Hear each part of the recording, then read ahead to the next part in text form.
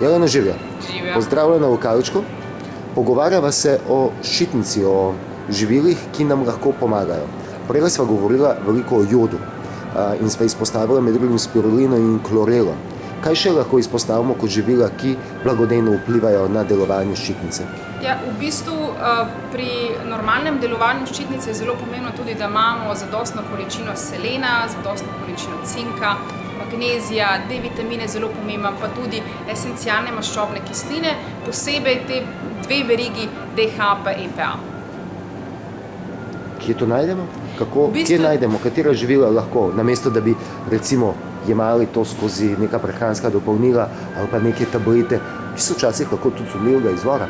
Kaj lahko naredimo s tem, da uživamo polnovredne ekološke živila? Včasih je seveda, če je tako hudo pomanjkanje, potrebno to nadomestiti tudi s prehranskimi dopolnili ali kakšnimi tabletkami, ampak če nimamo takih hudih težav, potem recimo, če želimo dobiti več magnezija, užijamo temno zeleno listnato zelenjavo, veliko stročnic, na tak način si pridobimo zadostno količino magnezija.